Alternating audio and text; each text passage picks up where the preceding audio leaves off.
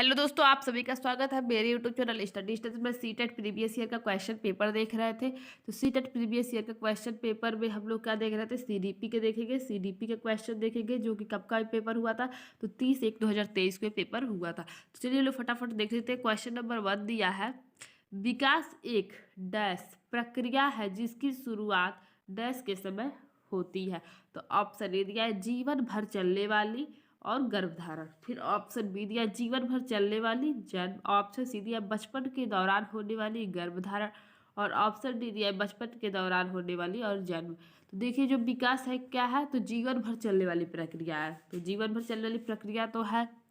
फिर क्या करें, जिसकी शुरुआत कब होती है, तो विकास का शुरुआत गर्भधारण के समय ही हो जाता है। तो ऑप्शन ए क्या हो जाएगा, करेक्ट आंसर हो जाएगा। चलिए नेक्स्ट क्वेश्चन देखते हैं। क्वेश्चन नंबर 2 दिया है, गेंद को पकड़ने के लिए सीखने से पहले एक बच्चे में कुछ गतिक परिपक्वता होनी चाहिए। गेंद को अगर पकड़ना है, उसे सीखना है, एक बच्चे में क्या होनी चाहिए, कुछ गतिक परिपक्वता होनी चाहिए। बिल्कुल सही है, उसके अंदर गतिक परिपक्वता रहेगी तभी वो गेंद को पकड़ सकता है। फिर इसका रीजन क्या दिया है, तर्क क्या दिया है, सीखना विकास पर निर्भर है। तो ये भी सही है, सीखना क्या है, विकास पर निर्भर करता है। और रीजन भी सही है। तो आप दोनों क्या कर रहे हैं, एक दूसरे की सही व्याख्या भी कर रहा है। तो इसलिए ऑप्शन ए और आर दोनों सही है। आर सही व्याख्या करता है ए की। चलिए नेक्स्ट क्वेश्चन देखेंगे। नेक्स्ट क्वेश्चन क्या दिया है, समाजीकरण एक डैश प्रक्रिया है जिसमें समाजीकरण की विभिन्न संस्थाओं के आपसी संबंध डैश है। समाजीकरण कैसी प्रक्रिया है, तो मैंने इसकी अगली वीडियो में बताया था। समाजीकरण क्या है, एक जटिल प्रक्रिया है। तो देखिए क्या हो जाएगा, इसका करेक्ट आंसर हो जाएगा ऑप्शन सी, जटिल प्रक्रिया। समाजीकरण एक जटिल प्रक्रिया है जिसमें समाजीकरण की विभिन्न संस्थाओं के आपसी संबंध महत्वपूर्ण है। ठीक है, ऑप्शन सी करेक्ट आंसर हो जाएगा। क्वेश्चन नंबर 4 देखिए, किस चरण में बच्चे मूर्त समस्याओं को तर्क रूप ढंग से सुलझा पाते हैं।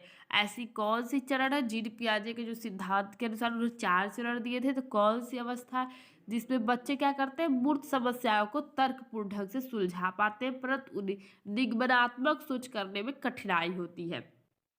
तो ऑप्शन ए दिया है संवेदी चालक। ऑप्शन बी दिया पूर्व संक्रियात्मक। ऑप्शन सी दिया मूर्त संक्रियात्मक। और ऑप्शन डी दिया अमूर्त संक्रियात्मक। तो ऐसी कौन सी अवस्था है, तो ऑप्शन सी मूर्त संक्रियात्मक अवस्था, जो कि 7 से 11 वर्ष बच्चों के लिए होती है। निगमनात्मक सोचने में क्या होती है, कठिनाई होती है, लेकिन मूर्त रूप से मूर्त समस्याओं को तर्क रूप से ढंग से सुलझा पाते हैं। चलिए नेक्स्ट क्वेश्चन देखेंगे। नेक्स्ट क्वेश्चन दिया है, जीन पियाजे के अनुसार बच्चों में अर्थपूर्ण अधिगम किस प्रक्रिया में होती है। जीन पियाजे के अनुसार बच्चों में अर्थपूर्ण अधिगम किस प्रक्रिया में होता है, तो ऑप्शन ए दिया है उद्दीपन व प्रक्रिया के अनुबंधन की प्रक्रिया में। उद्दीपन व प्रक्रिया के अनुबंध की प्रक्रिया में। ऑप्शन बी दिया है जब सजा और इनाम का प्रयोग किया जाए। ऑप्शन सी दिया है जब वयस्क नियंत्रण लेते हैं व व्याख्यान देते हैं। और ऑप्शन डी दिया खुद से आरंभ की गई गतिविधि व खोज में। तो जहाँ भी आपको खोज या फिर अन्वेषण से रिलेटेड कुछ भी वर्ड दिखे तो क्या समझिएगा, एक पॉजिटिव वर्ड समझिएगा। और मैंने आप लोगों से बताया था कभी क्या कंडीशन के रूप में उनको कुछ नहीं करना है, तो ए गलत, ऑप्शन ए गलत है। इनाम वो सजा निगेटिव वर्ड है, तो बी भी गलत है। ऑप्शन सी नियंत्रण कभी नहीं रखना था, सी भी गलत है। ऑप्शन डी में एक पॉजिटिव वर्ड भी है और खुद से ही आरंभ की गई गतिविधि व खोज में क्या करना है, अधिगम प्रक्रिया अर्थपूर्ण अधिगम हो सकती है। इसलिए ऑप्शन डी करेक्ट आंसर हो जाएगा। पियाजे द्वारा प्रस्तावित चरणबद्ध क्रम के बारे में कौन सा वाक्य सही नहीं है। पियाजे ने अपने चरणबद्ध क्रम द्वारा प्रतिपादित किया था, उसमें से कौन सा वाक्य सही नहीं है, तो ऑप्शन में दिया है उसको बताना है। तो ऑप्शन ए दिया है संज्ञानात्मक बदलाव एकीकृत रूप में होता है जिसकी दिशा समान होती है। ऑप्शन बी दिया एक चरण को लांघ कर दूसरे चरण में पर आगे बढ़ा जा सकता है। ऑप्शन सी दिया सभी चरण एक निश्चित अनुक्रम अनुसार होते हैं। और ऑप्शन डी दिया है चरण सार्वभौमिक है या हर जगह बच्चों के गुण धर्म को दर्शाती है। तो देखिए इसका करेक्ट आंसर हो जाएगा ऑप्शन बी, जो है वो क्या है, पियाजे द्वारा प्रस्तावित गलत कथन है।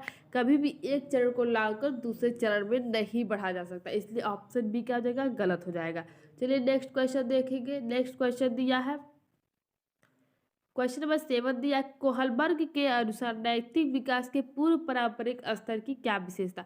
कोहलबर्ग ने जो नैतिक विकास का सिद्धांत दिया था उसमें से इस बताना है कि जो पूर्व पारंपरिक स्तर है उसकी क्या विशेषता है। तो ऑप्शन ए दिया है, इस बात पर ध्यान देना कि सांस्कृतिक कारक और नैतिक विकास को कैसे प्रभावित करते हैं।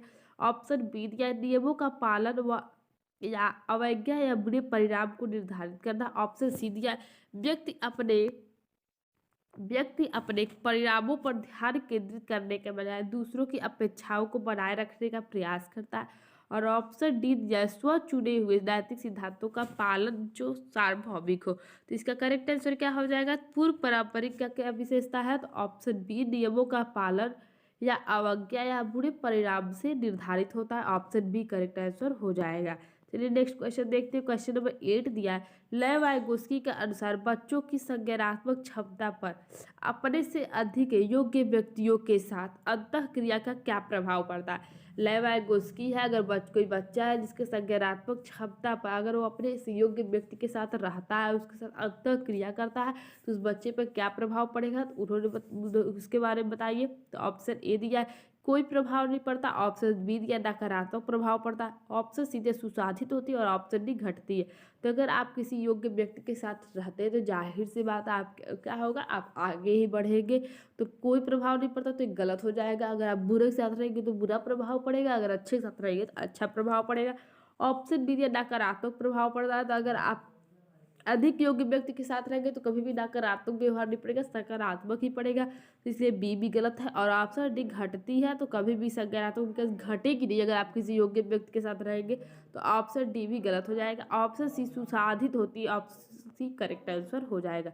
चलिए नेक्स्ट क्वेश्चन देखते हैं। नेक्स्ट क्वेश्चन क्या दिया है, लेव वाइगोस्की के अनुसार सीखना व्यवहार में मापा जा सकने वाला बदलाव है। ऑप्शन बी दिया है, सीखने को सामाजिक परिवेश से अलग होकर नहीं देखा जा सकता है। ऑप्शन सी दिया, सीखना सकारात्मक और नकारात्मक पुनर्बलन पर निर्धारित होता है। और ऑप्शन डी दिया, सीखने में ध्यान केंद्रित करने की प्रक्रिया व स्मृति के भंडार शामिल है। तो क्या होगा, तो लेव वाइगोस्की के अनुसार आपको बताना है। तो लेव वाइगोस्की के अनुसार सीखने को सामाजिक परिवेश से अलग होकर नहीं देखा जा सकता। ऑप्शन बी इसका करेक्ट आंसर हो जाएगा। चलिए नेक्स्ट क्वेश्चन देखते हैं, अंतर्वैयक्तिक बुद्धि की क्षमताओं में क्या शामिल है। अंतर्वैयक्तिक बुद्धि की क्षमताओं में बताना है। तो अंतर्वैयक्तिक बुद्धि की क्षमताओं में क्या है, ऑप्शन ए देखिए, छवियों और चित्रों में सोचने की क्षमता, सटीक और अमूर्त रूप से कल्पना करने की क्षमता। तो ऑप्शन ए गलत है। ऑप्शन बी दिया, अपनी भावनाओं से अवगत होने और अपनी क्षमताओं को पहचानने की क्षमता। ऑप्शन सी दिया, ताल, लय, स्वर, माधुरी के प्रति संवेदनशीलता। और ऑप्शन डी दिया है, विशिष्ट ताल, स्वरों और लय के बीच अंतर करने की क्षमता, जिसे पहचानने में अन्य चूक जाते हैं।